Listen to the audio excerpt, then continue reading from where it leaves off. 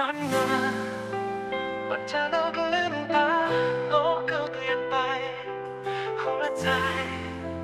เต็มไปด้วยความหมายทุกอย่างก้าวที่ลูกเดินไปเพราะจะคอยปกป้องอยู่ไม่ไกล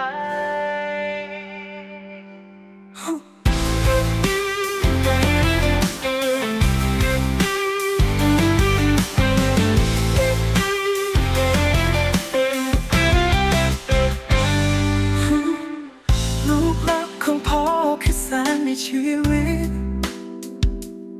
ไม่ว่าพรุ่งนี้จะเป็นเช่นไรพ่อจะกอดลูกไว้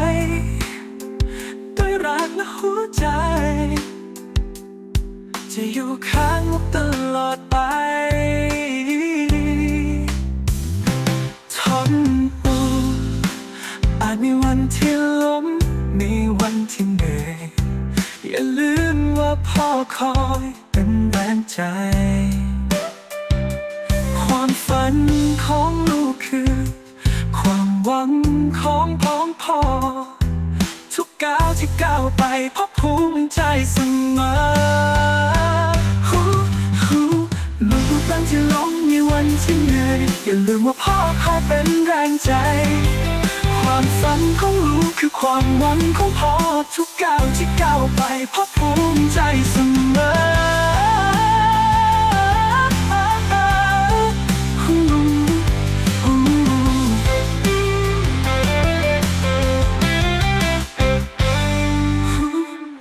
ลูกรักของพ่อคือแสงในชีวิตไม่ว่าพรุ่งนี้จะเป็นเช่นไรพ่อจะกอดลูกไว้ด้วยรักและหัวใจจะอยู่ข้างลูกตลอดไปต้องจบแม้วันหนึ่งลูกต้องไกลแสนไกลอย่าลืมว่าพ่อยังคอยห่วงใยลูกรักของพ่อคือที่สุดในใจตราบจนวันสุดท้ายของพ่อคนนี้